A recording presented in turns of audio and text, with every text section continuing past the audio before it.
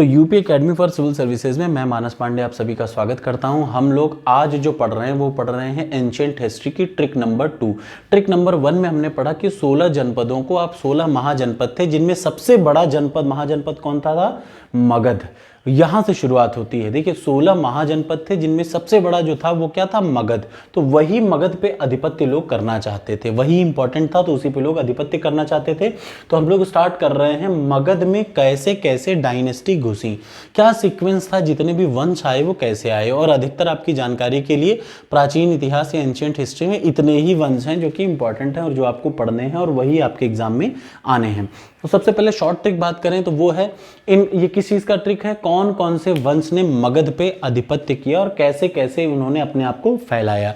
ऐसा नहीं था कि सब मगध की ही राजधानी बनाए, लेकिन सीक्वेंस शुरुआत वहीं से किया। तो चलिए सबसे पहले विहसी नच बि अस कस यस पाका। सबसे पहले आप इसको 4 बार रट लीजिए। विहसी नच बि अस कस यस पाका, विहसी नच बि अस कस यस पाका। इसमें सारे डायनेस्टी आ जाएंगे, इतने ही डायनेस्टी हैं। आपको अगर डायनेस्टी का नाम याद होगा और उनका सीक्वेंस याद होगा तो आपसे गलती नहीं होगी। जैसे एग्जाम में आएगा इन दोनों में से कौन सी सीक्वेंस में लगाइए, शिशुनाग वंश, शुंग वंश, कर्ण वंश, पहला वंश। अब आपको सीक्वेंस में लगाने में समस्या होगी, तो ये बहुत इंपॉर्टेंट ट्रिक है, याद रखिए। आप इससे याद कर सकते हैं, आपको अच्छी लगे तो विहसी नचबि, वी से विहद्रथ वंश, ये मगध की बात कर रहा हूं मैं, सबको एक्सप्लेन करूंगा। पहले आप देखिए, वी से विहद्रथ वंश, ह से हर्यक वंश, सी से शिशुनाग वंश, न से नंद वंश, च से चंद्रगुप्त मौर्य वंश, बी से बिंदुसार, अ से अशोक, अशोक के बाद स से शुंग वंश, शुंग के बाद से अस, फिर क से कण्व वंश, कर्ण के बाद फिर स से सातवाहन वंश, ठीक है। फिर य से, फिर कहा जहां य से यवन वंश, स से शक वंश, प से पहलव वंश एंड क से कुषाण वंश। इतने वंश भारत में आए। फिर से नाम याद रखिए, विहसी नचा भी अस कस यस पाका, वी से विहद्रथ, ह से हर्यक, सी से शिशुनाग, नंद वंश, मौर्य वंश, बिंदुसार, अशोक, और अशोक के बाद शुंग वंश, कण्व वंश, सातवाहन वंश, यवन वंश, शक वंश, पहलव वंश और कुषाण वंश। ये इतने वंश भारत में आए, इस तरीके से आए, ठीक है। भारत में भी खासतौर से इनका टारगेट रहता था मगध, ठीक है। और दूसरा आपको पता होगा ना भाई, मगध और 2 कन्नौज, ये 2 बड़े इंपॉर्टेंट प्लेसेस थे, कन्नौज और मगध, ठीक। ये उस समय प्राचीन भारत के इंपॉर्टेंट जगहों में से एक थे। तो आ जाइए, सबसे पहला था, देखिए अधिकतर किताबों में विहद्रथ का नाम आप नहीं देखेंगे, लेकिन अगर कहीं एग्जाम में आ जाता है तो आपको याद रखना होगा कि हर्यक के पहले कौन सा वंश था मगध में, तो विहद्रथ वंश था। कौन था, विहद्रथ वंश, और इसका जो शासक था वो विहद्रथ नाम से ही था। अब आ जाइए, फिर कौन कौन से वंश आए, हर्यक वंश, शिशुनाग वंश और नंद वंश। वी ह सी न, हर्यक वंश, शिशुनाग वंश और नंद वंश। तो सबसे पहले बात करते हैं हर्यक वंश। हर्यक वंश में 4 इंपॉर्टेंट राजा हुए। अब ऐसा नहीं कि राजा सिर्फ 4 ही हुए, और भी हुए होंगे, लेकिन 4 चूंकि बहुत इंपॉर्टेंट है इसलिए हमें पढ़ना है। हर्यक वंश में बिंबिसार, अजातशत्रु, उदयन और नागदशक। अब इनमें से क्या हुआ, बिंदुसार के बाद क्या हुआ, देखिए अजातशत्रु ने बिंबिसार को बिंबिसार,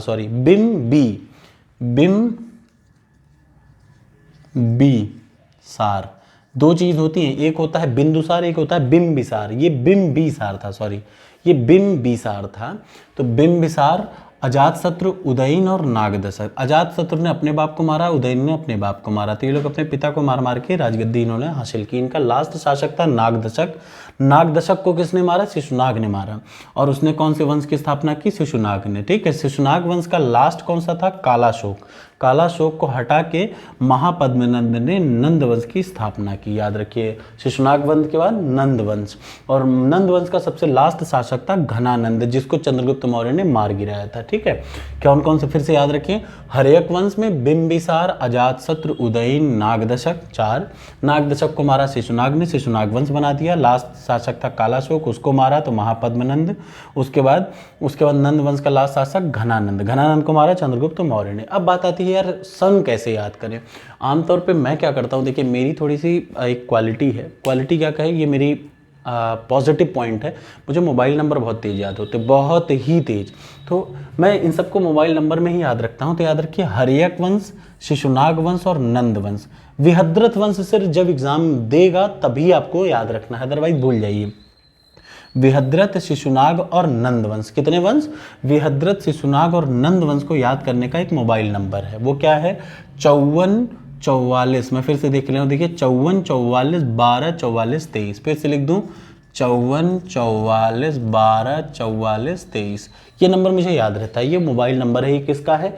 हर विहसी न नंद वंश तक के, हरियक से नंद वंश तक के बीच का मोबाइल नंबर है। अब इसमें 544 क्या है? ये हर्यक वंश। 544 से 412 कौन सा वंश? हर्यक वंश। 412 से यहाँ पे अब देखिए 4 के बाद क्या आएगा? 344। 412 से 344 क्या? शिशुनाग।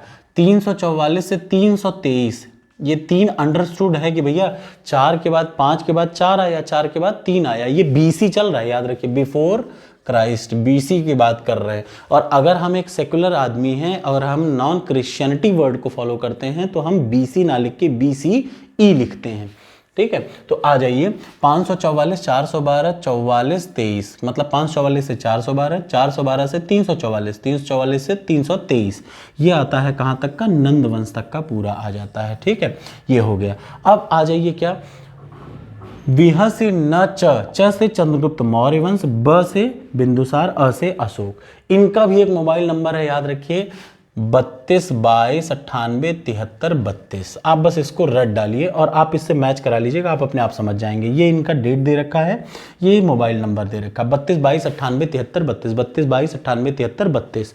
इस मोबाइल नंबर से आप इन तीनों को याद रख सकते हैं। चंद्रगुप्त मौर्य सबसे पहले, उसका बेटा बिंदुसार, बिंदुसार का बेटा अशोक। अशोक सबसे इंपॉर्टेंट, सबसे फेमस था इन सब में से अशोक, क्योंकि यही भारत से बाहर जा पाया, इन्हीं के नाम भारत से बाहर जा पाया। इस वंश का, मौर्य वंश का सबसे लास्ट शासक माना जाता है विहद्रथ को। किसको माना जाता है? विहद्रथ को माना जाता है। अब आ जाइए, जो विहद्रथ था, विहद्रथ को मार के शुंग वंश में पुष्यमित्र शुंग ने शुंग वंश की स्थापना की। याद रखिए, अशोक के बाद क्या आया? शुंग वंश आया। मौर्य डायनेस्टी के जस्ट बाद शुंग डायनेस्टी आई। पुष्यमित्र शुंग ने किसको मारा? विहद्रथ को मारा और शुंग वंश बना लिया। इसके बाद कौन सी डायनेस्टी आई? कण्व डायनेस्टी आई, जिसका वासुदेव था सबसे इंपॉर्टेंट। वासुदेव ने किसको मारा था? याद रखिए, देवभूति को मारा था। शुंग वंश का लास्ट शासक था देवभूति, उसको मारा था किसने? वासुदेव ने। ये देवभूति को मारा है किसने? वासुदेव ने। इसके बाद कर्ण वंश के बाद आता है सातवाहन वंश। सातवाहन वंश के बाद आता है यवन वंश। यवन वंश का सबसे इंपॉर्टेंट शासक था मिनांडर। अब यहाँ पे रुक जाइए। यशपाका, यशपाका जो है, ये जो 4 है याद रखिएगा, यहां से शुरुआत हुई पहली बार। याद रखिए, पहली बार ये पहला था मौर्य डायनेस्टी के बाद, मौर्य डायनेस्टी के बाद पहला विदेशी आक्रमण हुआ था यवनों का। किसका हुआ था? यवन का। मौर्य डायनेस्टी के बाद पहला विदेशी आक्रमण हुआ था यवनों का। और किसने, कौन था? यहाँ देखिए, मिनांडर सबसे इंपॉर्टेंट शासक था। 200 BC पहले, बिफोर क्राइस्ट 200 BC पहले, ठीक है। यश शक वंश था। शक वंश का सबसे इंपॉर्टेंट कौन था? रुद्रदामन, ठीक है। अब देखिए, तीसरा है क्या? पहलव वंश, मतलब गोंडा फिनिश। याद रखिएगा, गोंडा फिनिश पहला वंश का सबसे इंपॉर्टेंट शासक था, या इसका फाउंडर था गोंडा फिनिश। फिर आता है लास्ट कुषाण वंश, कड फिशेस इसका इंपॉर्टेंट शासक या इसका फाउंडर था। कड फिशेस फर्स्ट इसका था कुषाण वंश का, गोंडा फिनिश पहलव का, रुद्रदामन शक का, यवन का मिनांडर, ये इंपॉर्टेंट शासक हैं। उसके बाद सातवाहन, कण्व, शुंग, अशोक, बिंदुसार। इस तरीके से सिर्फ इतना याद करिए, बीहसी नच बी अस कसियस पाका, और 2 मोबाइल नंबर। जितना इंपॉर्टेंट है वो यही है। Thank you so much.